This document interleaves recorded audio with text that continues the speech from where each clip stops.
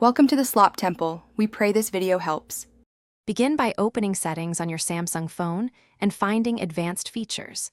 Tap Advanced Features to reveal multi-window support and pop-up view options. Toggle on multi-window support and pop-up view to enable floating windows.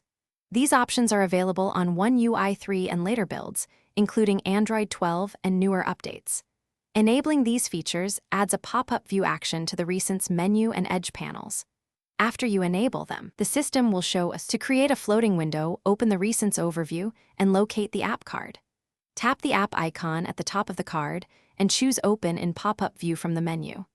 The app immediately becomes a resizable floating window you can move around the screen. Drag the window edges or use the diagonal corner handle to resize the window precisely.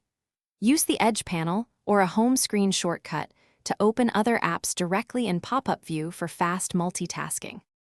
Use the floating window title bar to access controls like Maximize, Minimize, and Close for fast window management. Tap the three-dot menu in the title bar to convert the pop-up to split screen or pin the window on top. Remember, some apps do not support multi-instance and may default to full screen when forced.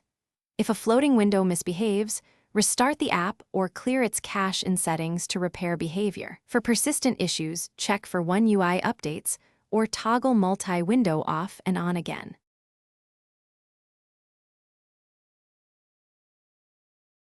Thanks for watching. Consider subscribing if we helped you.